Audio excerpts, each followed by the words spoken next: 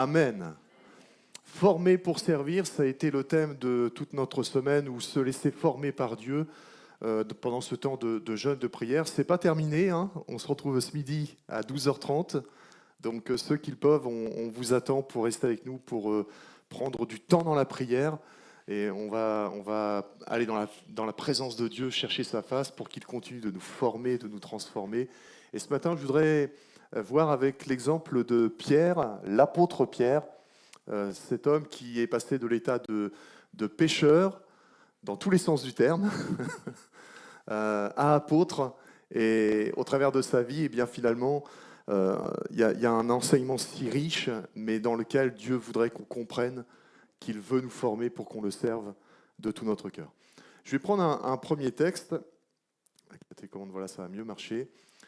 Un premier texte dans l'Évangile selon Matthieu, au chapitre 4, versets 18 à 20. Et on peut lire ce texte. « Comme il marchait le long du lac de Galilée, il vit deux frères, Simon appelé Pierre, et son frère André, qui jetaient un filet dans le lac. C'étaient en effet des pêcheurs. Il leur dit, « Suivez-moi, et je ferai de vous des pêcheurs d'hommes. » Aussitôt, ils laissèrent les filets et le suivirent. Amen. On termine cette semaine de jeûne, de prière aujourd'hui, et dans ce thème que nous avons choisi avec l'équipe pastorale, formée pour servir, on avait choisi plusieurs personnages bibliques qui nous ont servi de base d'enseignement, d'inspiration. Et Pierre est un personnage très particulier. J'aimerais vous parler de lui ce matin. C'est un homme avec un caractère bien trempé, qui a vu sa vie complètement chamboulée, complètement changée, notamment quand il a rencontré Jésus à ce moment-là, mais après tout le reste du temps de sa vie, où finalement le contact avec Jésus a été vraiment quelque chose qui a transformé son cœur. Et on va le voir dans quelques instants, et ça n'a pas été simplement pendant le temps où Jésus était avec lui, mais même quand Jésus est mort sur la croix et qu'il est ressuscité et qu'ensuite il est parti, eh bien Pierre a continué de croître dans cette transformation et dans ce changement de cœur. C'était un homme qui a été réellement appelé de la part de Dieu. Quand on regarde les disciples que Jésus a choisis, certainement que nous, si on avait été à la place de Jésus, on ne les aurait pas choisis. On aurait essayé de prendre des personnes qui étaient ultra super spirituelles, qui avaient tout le meilleur caractère, qui étaient doux, qui étaient humbles, etc. Et les disciples que Jésus a choisis n'étaient pas forcément ces hommes. Mais quand il les a choisis, qu'il les a pris avec lui, il a travaillé tout au long de sa vie à les changer, à les transformer. Et ça, c'est vraiment ce que Dieu fait avec nous. Même si, quand on est appelé, quand on est choisi de la part de Dieu, les autres pourraient nous dire, et peut-être nous-mêmes, nous pourrions nous dire, mais Dieu, tu te trompes. Dieu ne se trompe pas. Et Dieu ne fait aucune erreur. Et c'est pour ça que s'il nous a choisis, c'est que nous sommes réellement son choix. Alors, mon frère, ma sœur, ne doute plus, ne te laisse plus abattre dans le découragement. Si Dieu t'a choisi, tu es un choisi et tu es une choisie, assurément. Et Pierre, cet homme de la Bible que, d'un point de vue personnel, j'affectionne particulièrement parce que j'ai souvent l'impression de me retrouver dans sa façon d'être et de réagir. Ça ne veut pas dire que je suis un caractériel, forcément, mais dans ses réactions, souvent, j'ai l'impression de lui ressembler. Et Jésus va appeler Pierre dans un environnement plutôt original. Il va aller le chercher là où il travaille. Il va aller le chercher au moment où il est en train de pêcher. C'était son métier, pêcheur. Et il va aller le chercher et il va lui dire, « Pierre, tu es en train de pêcher des poissons, mais moi j'ai une autre mission pour toi, qui est bien supérieure. » Et il va lui dire, « Viens avec moi et je vais faire de toi un pêcheur d'hommes. » Est-ce que nous, on comprend le texte maintenant parce qu'on est éclairé par le Saint-Esprit, mais au moment où Pierre a reçu cette parole, est-ce que ce n'était pas un peu bizarre d'entendre dire « Tu vas être un pêcheur d'hommes » ? Ça veut dire quoi? Ça consiste en quoi? Et finalement, Jésus est venu le chercher dans ce contexte, mais il va le propulser dans une activité nouvelle, finalement dans une dimension supérieure de ce que Pierre était en train de faire. Et ce que Pierre avait fait jusqu'à maintenant, finalement, n'était pas inutile. Parce qu'au travers de ce qu'il avait appris, Jésus va se servir de ce qu'il avait appris pour l'amener dans une dimension non plus humaine, mais divine, pour lui faire comprendre que ce qu'il avait appris, eh bien, Dieu voulait le transformer, le changer, pour que ce soit utile pour le royaume de Dieu. Pierre est un homme qui va avoir quelques difficultés parfois à se laisser changer, à se laisser transformer. Et c'est pour ça que, personnellement, j'ai l'impression de souvent lui ressembler, parce que quand Dieu essaie de nous façonner, essaie de nous modeler, essaie de faire de nous ce qu'il veut qu'on soit son image, il y a des moments où on résiste. Et Pierre a souvent résisté. Pierre a souvent montré par son caractère, par sa vie, par ses réactions, que ce que Jésus voulait faire avec lui, eh bien, lui pensait qu'il pouvait quand même faire les choses à sa manière. Mais il va falloir que tout au long de sa vie, il comprenne que celui qui était capable réellement de changer sa vie, c'était le Christ et l'Esprit de Christ qui agissait au travers de lui.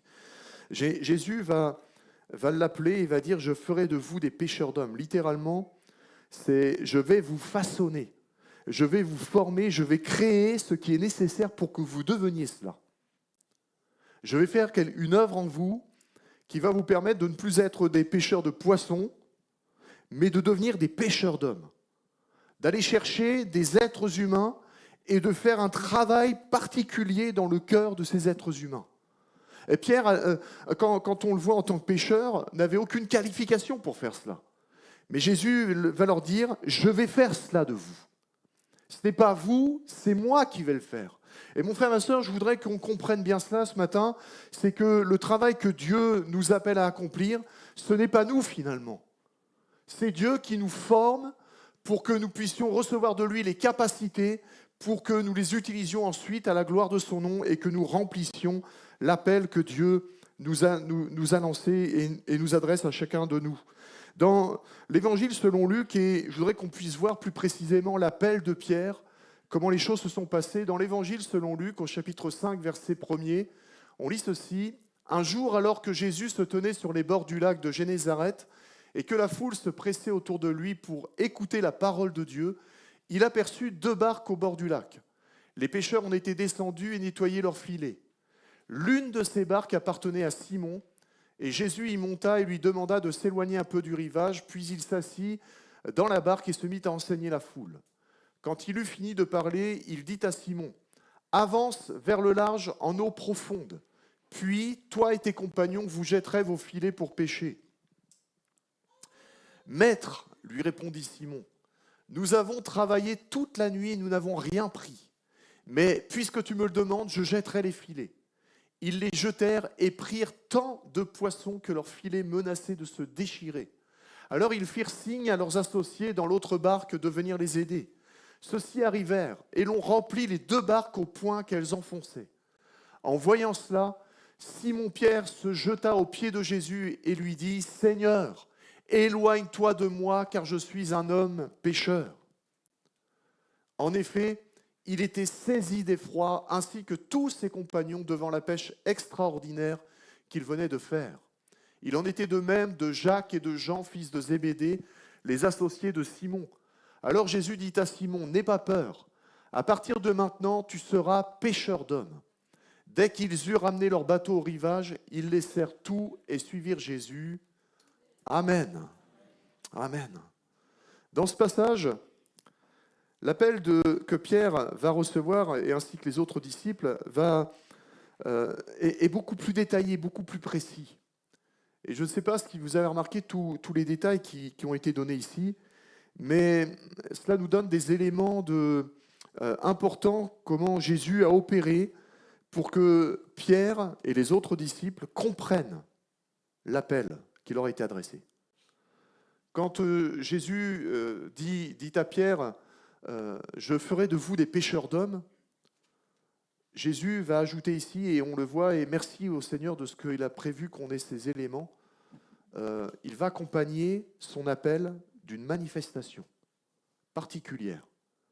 Il va permettre que la pêche qui n'avait pas été possible, même toute la nuit, pourtant c'était des professionnels, il va permettre à l'heure où c'était plus le moment d'aller pêcher, ils pêchent une telle quantité de poissons que même les deux barques commençaient à enfoncer et risquaient même de sombrer. Le Seigneur va utiliser ce que Pierre maîtrise pour lui montrer qu'à un moment donné, même avec ce qu'il maîtrise, il a quand même ses limites. Et que même s'il y a ces limites qui deviennent flagrantes, Jésus a la possibilité de l'amener dans une dimension autre, supérieure à ce qu'il avait pu vivre auparavant. Et il va vivre l'incroyable, le surnaturel au travers de cette pêche miraculeuse. Et nous, souvent, quand on lit les textes bibliques, on lit les choses et puis on est tellement habitué à les lire que parfois on trouve ça normal que tu pêches et puis tu as des poissons, des plein de... Mais c'est pas normal. C'est pas normal. Et Jésus permet qu'il y ait quelque chose d'anormal qui se passe. Et quand le Seigneur nous appelle, il permet qu'il y ait quelque chose d'anormal qui se passe dans notre cœur, dans notre relation avec lui, pour que nous comprenions que c'est bien lui qui nous appelle. Et que s'il nous appelle, il nous donne déjà ce qui va permettre que nous puissions accomplir ce à quoi il nous appelle. Et si Jésus dit « Je vais faire de vous des pêcheurs d'hommes », Jésus veut leur montrer qu'il a la puissance de leur donner la capacité de le devenir au travers de cette pêche miraculeuse. Et par ce moyen, Jésus voulait révéler à Pierre que cette mission à laquelle il était appelé trouverait un accomplissement puissant, non pas dans ses forces à lui, mais dans la puissance de celui qui l'emmenait avec lui. Parce que quand on répond à l'appel de Dieu, on ne part pas tout seul pour répondre à l'appel de Dieu. On part avec celui qui nous a appelés. Mon frère, ma sœur, c'est important de considérer que quand Jésus nous appelle à le servir, c'est pour nous appeler à l'accompagner dans ce service. C'est nous appeler à l'accompagner dans sa mission. Et nous l'accompagnant dans sa mission, eh bien, il permet que nous bénéficions de ce qu'il est lui, de sa puissance et de son autorité. Et Pierre avait besoin de comprendre cela. La formation du disciple, elle est pleinement divine. Former un disciple, chacun d'entre nous, finalement, on pourrait former des disciples. Imaginez les disciples de Dieudonné, d'Enoch, de Josué, de Thierry. Thierry dit non. Mais chacun d'entre nous, on peut former nos disciples. C'est-à-dire des gens qui vont faire exactement ce qu'on fait. Alors si on fait des choses qui finalement ne sont pas bonnes, ces gens-là vont faire les mêmes choses que nous. Mais la formation que Jésus veut opérer en nous, c'est une formation qui est divine. Si elle était humaine, assurément, elle serait complètement imparfaite. Mais parce qu'elle est d'origine divine, eh bien, assurément, ce que Jésus va faire, eh bien, nous permet d'entrer avec lui dans cette œuvre.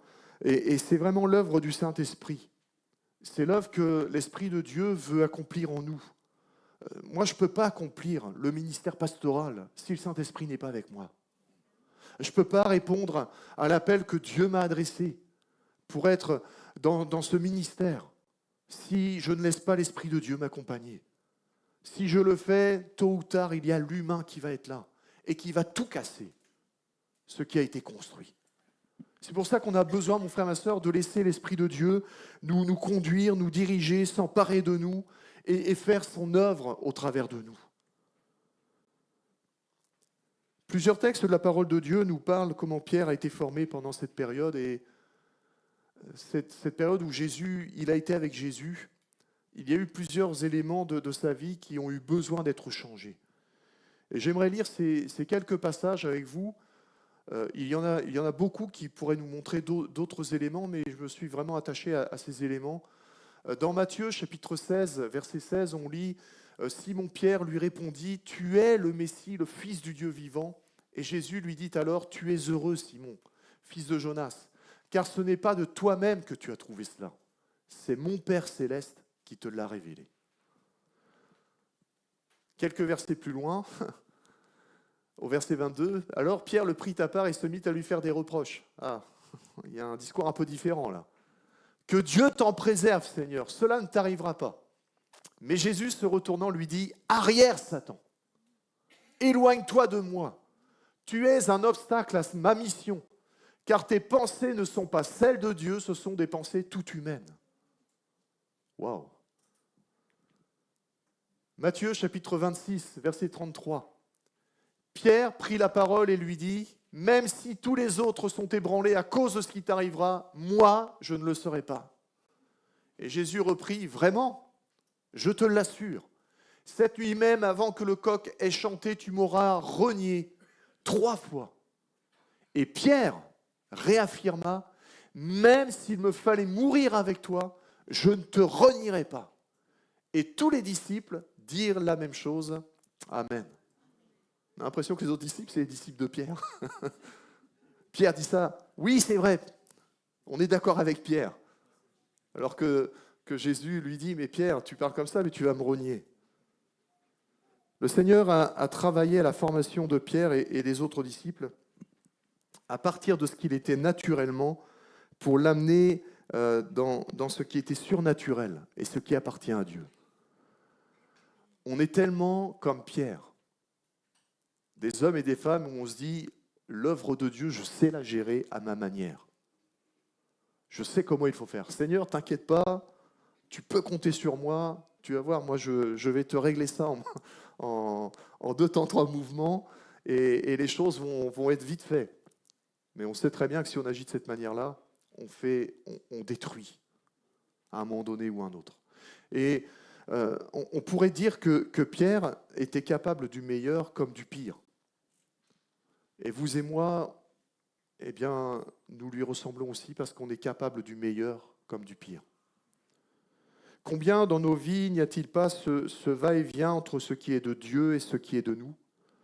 Combien dans nos vies il y a comme ce va-et-vient et c'est quasiment un combat perpétuel. Alors je ne sais pas pour vous, mais pour moi ça l'est. C'est quasiment comme un combat perpétuel entre la chair et l'esprit.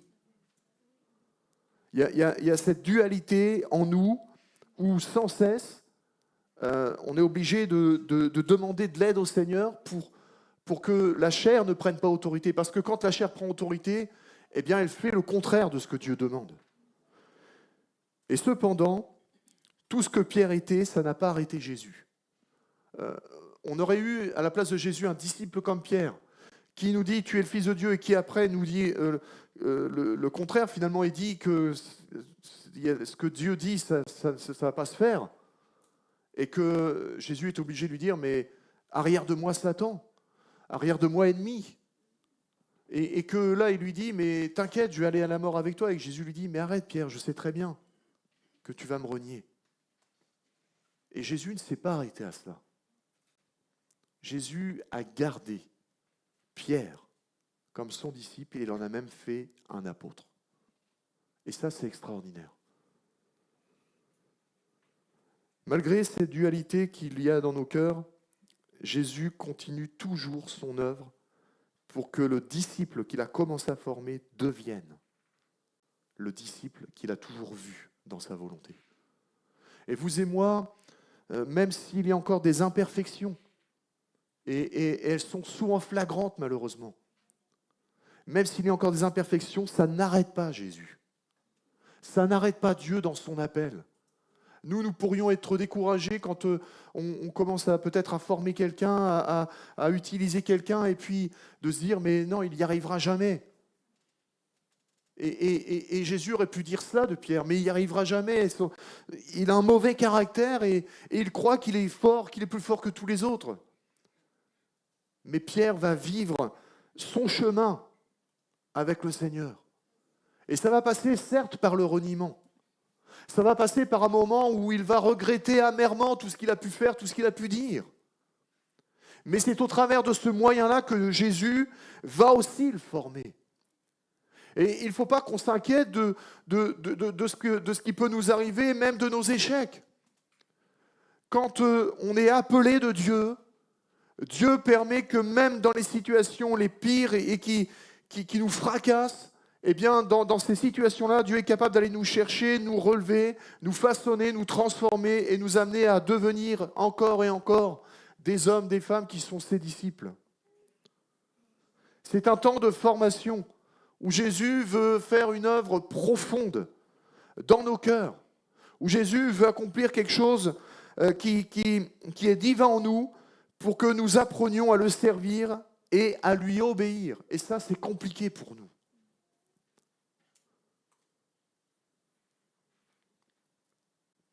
Il y a un processus de formation dans lequel Jésus nous fait entrer, par lequel Jésus nous fait passer, et par lequel Pierre, comme chacun des disciples, est passé. Et au travers de ces 3 textes que l'on a lus, on retrouve ces 3 éléments. Celui de devenir un disciple, celui d'être changé dans sa mentalité, et celui aussi d'être changé dans son humanité. Devenir un disciple, c'est qui? C'est quoi? C'est quelqu'un qui reçoit et qui adhère à l'enseignement que son maître lui prodigue. C'est quelqu'un qui parle, qui agit, qui pense comme son maître. Est-ce que l'on est comme ça avec Jésus? Pas toujours. On n'agit pas toujours, on ne parle pas toujours et on ne pense pas toujours comme Jésus. Mais on est en voie de progrès. Amen. Soyez encouragés ce matin. Et le but du Seigneur, quand il veut former en nous un disciple, c'est que nous devenions réellement des disciples et non pas des adhérents d'une religion. Le but de notre Seigneur, ce n'est pas que nous devenions des hommes et des femmes qui viennent le dimanche matin, qui viennent même à la prière. Mais il faut venir à la prière. Mais c'est plus que ça. C'est des hommes et des femmes qui aspirent à ce que Jésus change leur cœur et qui aspirent à ressembler au Seigneur. La deuxième étape dans ce processus, c'est qu'il veut aussi, dans ce processus de changement, de faire de nous des disciples, amener dans nos cœurs, dans nos esprits, un changement de mentalité. Il est important que parfois le Seigneur nous mette devant des réalités qui nous animent réellement. Pierre a été capable, parce que le Saint-Esprit lui avait révélé, de dire que Jésus était le Fils de Dieu, le Sauveur. Mais il y a aussi cette autre réalité où Pierre, animé par sa chair, eh bien, a été capable de dire à Jésus, ce que tu es en train de dire là, c'est pas vrai. Ça ne t'arrivera pas. Il y a 3 influences principalement auxquelles nous sommes régulièrement confrontés: la chair, le diable ou Dieu. Et on a tellement besoin, mon frère, ma sœur, de laisser Jésus nous toucher dans notre mentalité, dans notre conception. Parce que souvent, nous pensons que ce que nous pensons, ou ce que nous concevons, c'est ce que Dieu lui-même conçoit. Mais la parole de Dieu nous dit que Dieu est bien au-dessus de nos pensées, bien au-dessus de ce que l'on croit que les choses doivent être. Et Dieu, sa volonté, surpasse réellement notre volonté. Et on a besoin, mon frère, ma sœur, d'apprendre à changer de mentalité. Non plus d'être ballotté, un jour je parle comme Dieu et un jour je parle comme moi, ou comme peut-être le diable est en train d'essayer de m'inspirer, mais que l'on puisse apprendre à laisser le Seigneur faire son œuvre en nous pour parler en permanence, comme Dieu parle. Et on a besoin aussi, et c'est l'œuvre que le Seigneur fait, de changer dans notre humanité. Il est nécessaire que nous apprenions que notre humanité, ce que nous sommes, a besoin de rencontrer la divinité de Christ. L'humain que je suis a besoin de rencontrer le divin. Parce que sans cela, je ne peux pas accomplir l'œuvre de Dieu. Si nous ne comptons que sur ce qui est humain, eh bien nous compterons assurément sur nos forces, sur nos capacités. C'est ce que Pierre a fait. Seigneur, moi, je ne te renierai pas. Parce que moi, je suis fort. Moi, j'ai de la volonté. Moi, je ne suis pas comme les autres, là. Eux, dès qu'il y a un truc, là, ils s'en vont, etc. Moi, je vais rester. Et même si les soldats viennent, tu vas voir, Seigneur, je vais me confronter à eux. Et Jésus va dire, mais Pierre, tu vas me renier. Tu vas me renier. Et on a besoin de comprendre que notre humanité, ce que nous sommes, même si nous pouvons avoir du caractère de la volonté, ça ne fait pas le poids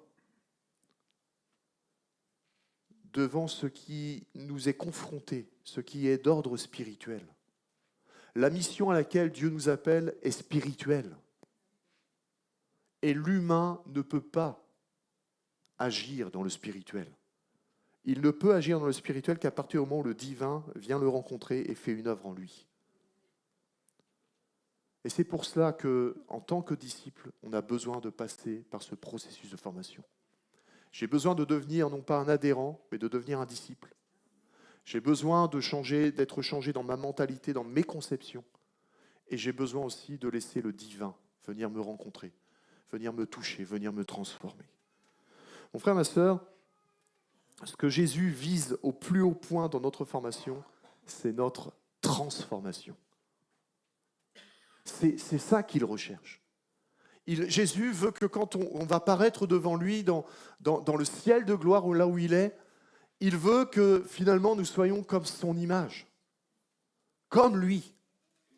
Et il travaille, la Bible nous dit qu'il intercède pour nous et tout le temps il travaille à cela. Il travaille pour que vous et moi, on soit sans cesse transformés, formés, pour aller vers une transformation complète. Et c'est ce qu'il va faire avec Pierre. Pierre va avoir besoin non plus d'être simplement formé, mais il va vraiment falloir qu'il soit transformé. La transformation, elle ne va pas se faire au moment où il vit avec Jésus pendant son ministère terrestre, mais ça va s'accomplir après que Jésus soit ressuscité, que Pierre va le rencontrer à nouveau, après le reniement. Dans Jean chapitre 21, versets 15 à 18, on lit ceci, après le repas, c'est au moment où Jésus va rencontrer à nouveau ses disciples après la résurrection. Il va leur avoir préparé un repas et il va les accueillir autour de ce repas. Et Jésus va s'adresser à Simon-Pierre. « Simon, fils de Jean, m'aimes-tu plus que ne le font ceux-ci » ?« Oui, Seigneur, répondit-il, tu connais mon amour pour toi. » Jésus lui dit « Prends soin de mes agneaux. » Puis il lui demanda une deuxième fois « Simon, fils de Jean, m'aimes-tu » ? « Oui, Seigneur, lui répondit Simon, tu connais mon amour pour toi. » Et Jésus lui dit « Nourris mes brebis. » Jésus lui demanda une troisième fois « Simon, fils de Jean, as-tu de l'amour pour moi ?» Pierre fut peiné car c'était la troisième fois que Jésus lui demandait « As-tu de l'amour pour moi ?» Il lui répondit « Seigneur, tu sais tout, tu sais que j'ai de l'amour pour toi. » Et Jésus lui dit « Prends soin de mes brebis. » Vraiment, je te l'assure, quand tu étais plus jeune, tu mettais toi-même ta ceinture et tu allais où tu voulais. Mais quand tu seras vieux, tu étendras les bras. Un autre nouera ta ceinture et te mènera là où tu n'aimeras pas aller. Amen. Un autre texte, dans le livre des Actes des Apôtres, au chapitre 3, et on voit Pierre dans un autre contexte. Il nous est dit, alors Pierre lui dit, « Je n'ai ni argent ni or, mais ce que j'ai, je te le donne. Au nom de Jésus-Christ de Nazareth, lève-toi et marche. » Il parle ici au paralytique qui sonnait à l'entrée du temple. Puis il le prit par la main droite et le fit lever. Ses pieds et ses chevilles s'affermirent immédiatement. D'un bond, il fut debout et se mit à marcher. Et il entra avec eux dans le temple, marchant, sautant et adressant des louanges à Dieu. Et Amen également. La transformation de Pierre ne va pouvoir s'accomplir qu'après avoir vécu le reniement de son maître. Pierre, par son reniement, va réaliser quelque chose de profond dans sa vie, c'est que tout ce sur quoi il pensait pouvoir s'appuyer, eh bien, tout s'est écroulé au moment de son reniement. Et je ne sais pas comment il a pu vivre les jours qui ont suivi entre le moment où Jésus est mort, donc son reniement, et le moment où Jésus est ressuscité, et là où il les rencontre.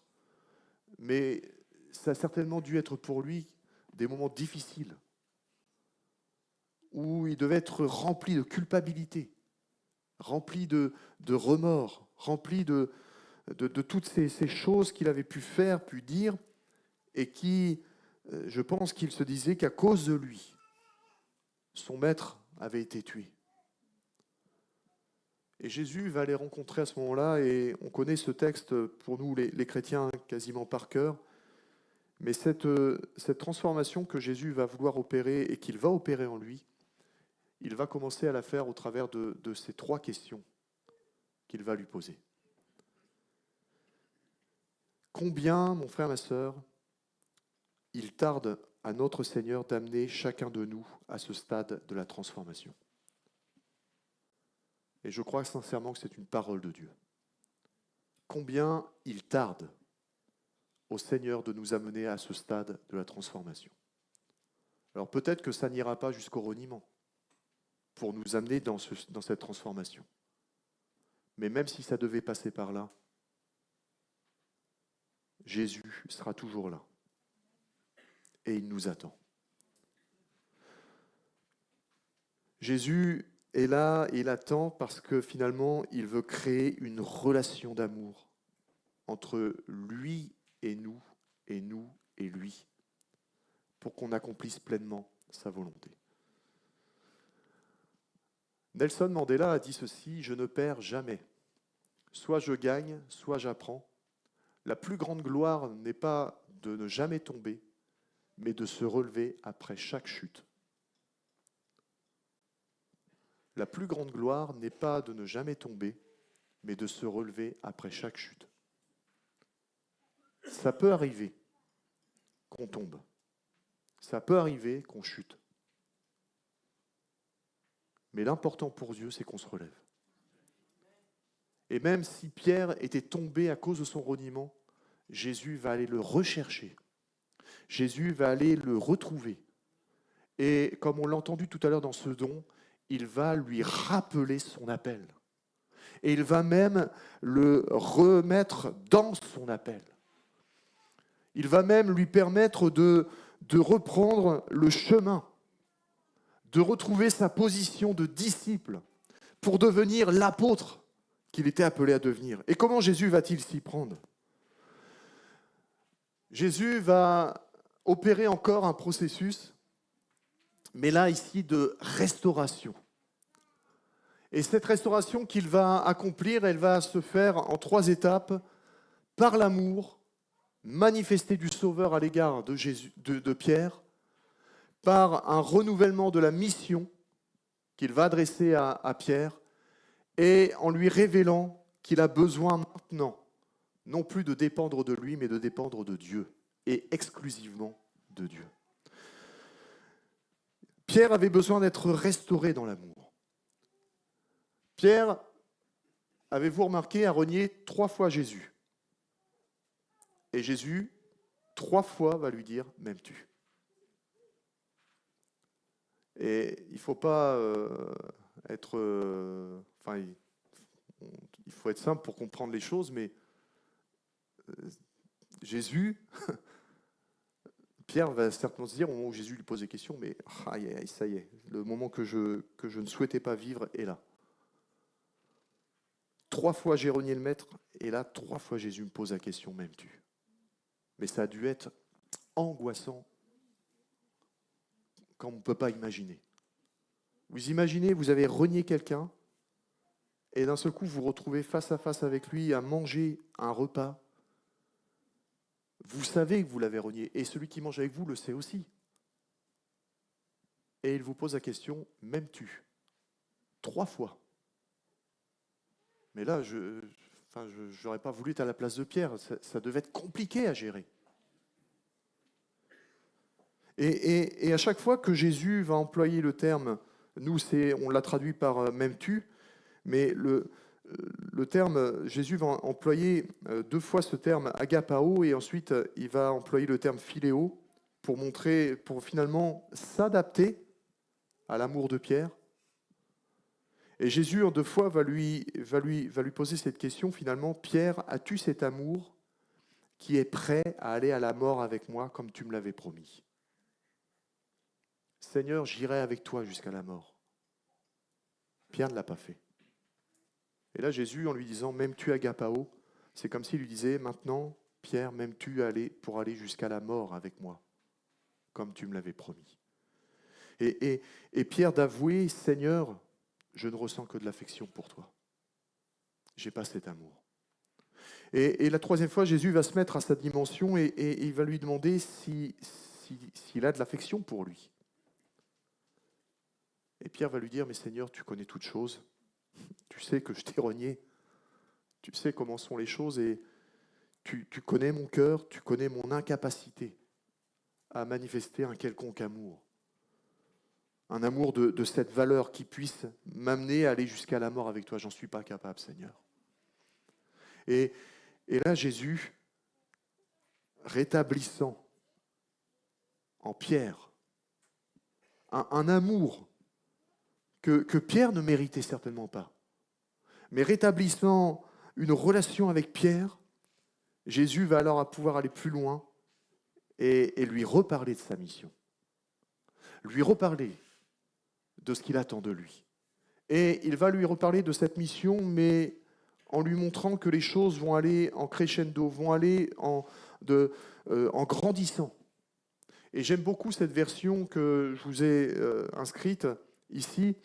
C'est la version Bible du Semeur, parce que dans la version la Bible du Semeur, on voit vraiment comme un crescendo dans le rétablissement que Jésus opère à l'égard de Pierre pour le remettre dans sa mission. La première fois où Jésus va lui demander m'aimes-tu, il va lui dire prends soin de mes agneaux. Ensuite, il va lui dire nourris mes brebis. Et enfin, prends soin de mes brebis. Quand il lui dit prends soin de mes agneaux, en quelque sorte, il lui dit Pierre, apprends à m'aimer.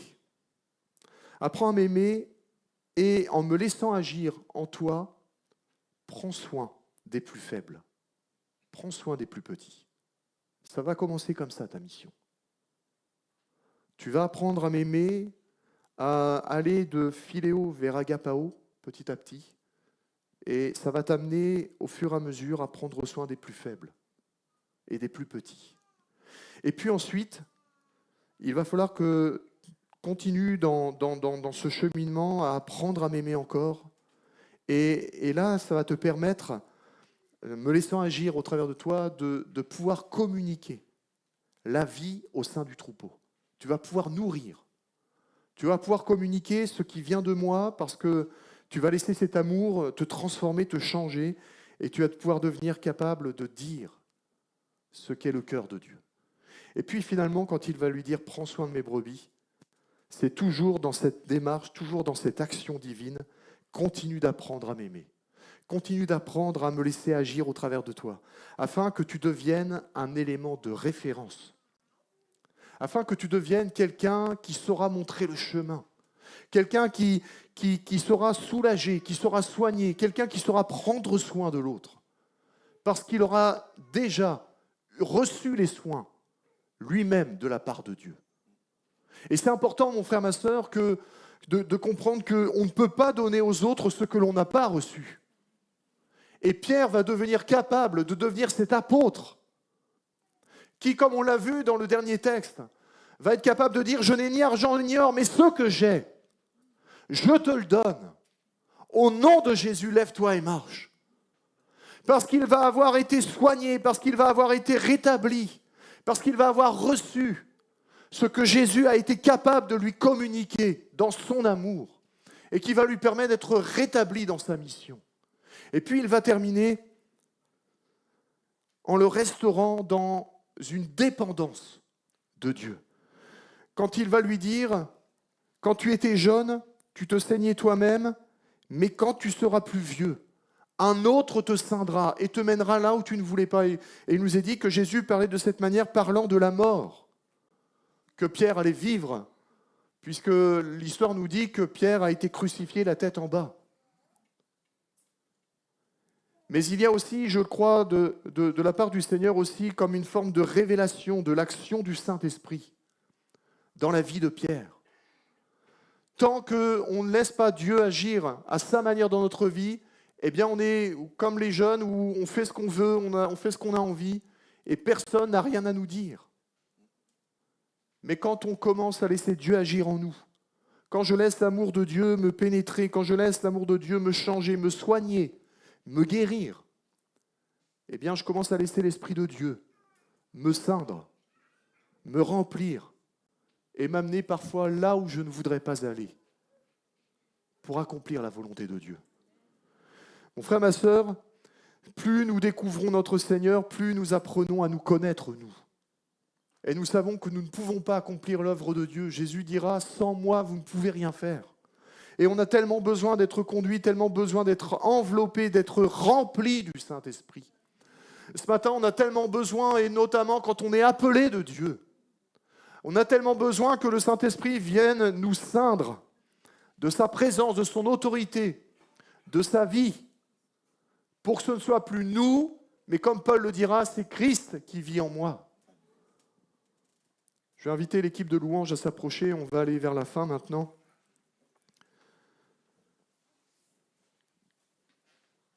Jésus va dire à un moment donné à Pierre, « Toi, suis-moi ».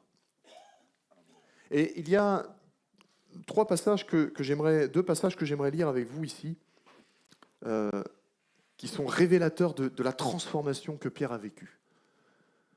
Dans Jean chapitre 13, verset 36, Simon-Pierre va dire au Seigneur, « Seigneur, où vas-tu » Et Jésus va lui répondre, « Tu ne peux pas maintenant me suivre où je vais, mais tu me suivras plus tard. » Et puis dans Jean chapitre 21, verset 19, quand Jésus va avoir eu cette rencontre avec Pierre, il va lui dire, après cela, il ajouta, « Suis-moi ». Et puis dans Jean 21, au verset 21 et 22, Pierre est encore un peu discuteur. Et il va s'inquiéter de ce qui peut arriver aux autres. Et lui, Seigneur, qu'est-ce qui va lui arriver ? Pierre demanda à Jésus, et lui, Seigneur, qu'en est-il de lui ? Et Jésus lui répondit, si je veux qu'il reste en vie jusqu'à ce que je revienne, que t'importe ? Toi, suis-moi. De quoi, mon frère, ma sœur, te préoccupes-tu concernant ton frère ou ta sœur ? Et peut-être qu'il y en a au milieu de nous, là, ils sont en train de se dire, tiens, ça, c'est pour un tel ou une telle. Allez, vas-y, prends, reçois, mon frère, ma sœur, je prie pour toi pour que tu reçoives. Mais les autres, c'est le travail du Seigneur. Le Seigneur est assez grand, assez puissant pour savoir ce qu'il doit faire et comment il doit le faire chez mon frère ou chez ma sœur. Cela ne nous empêche pas de prier les uns pour les autres, et on doit le faire. Mais en ce qui concerne le devenir d'un autre enfant de Dieu, c'est le problème du Seigneur. Ne nous préoccupons pas des progrès ou des plans de Dieu pour les autres, même si on doit prier pour que chacun fasse des progrès. Laissons le Seigneur nous parler à nous ce matin. Parce que ce matin, c'est nous, c'est moi que Dieu veut s'occuper, dont Dieu veut s'occuper. Et ce matin, mon frère, ma sœur, c'est de toi, c'est à toi que Dieu te parle. C'est à moi que Dieu me parle. Il ne parle pas à ton voisin ou à ta voisine, c'est à toi. Chacun d'entre nous, on est concerné par ce qui est dit ici. Moi, le premier. Ce matin, c'est à moi, c'est à chacun de nous que Jésus parle. Auquel il nous dit, mais ne te préoccupe pas de l'autre, dans le sens de savoir ce qu'il va devenir, ce qu'il va faire, quelle mission il va accomplir. Est-ce qu'il va vivre longtemps ou pas ? Ça, c'est pas ton problème. Ton problème, c'est de savoir ce que Dieu veut pour ta vie. La question ce matin, c'est de se dire, mais c'est quoi mon appel ? Jésus, à quoi tu m'appelles ? Et je crois que c'est un appel individuel, personnel, que Jésus nous adresse ce matin. Toi, moi, suis-moi. Et le Seigneur a dit à Pierre, c'est à toi que je parle. C'est à toi que je parle et c'est de ton appel que je parle. C'est pas de ce que les autres peuvent faire, dire ou penser. C'est toi. Si l'équipe de louange peut s'installer, s'il vous plaît.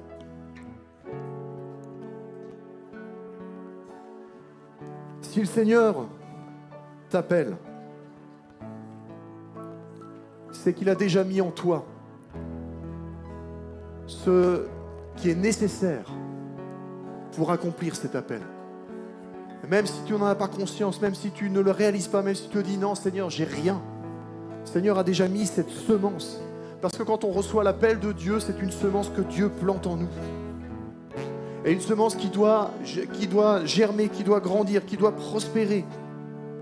Et si je ne laisse pas cette semence de prendre de la hauteur, eh bien je vais éteindre, je vais même pouvoir tuer cette semence. Parce qu'on peut tuer un appel. Mais Dieu ce matin ne veut pas tuer un appel, Dieu veut ressusciter des appels comme il l'a fait avec Pierre. Et c'est en cela qu'il nous forme, qu'il nous transforme.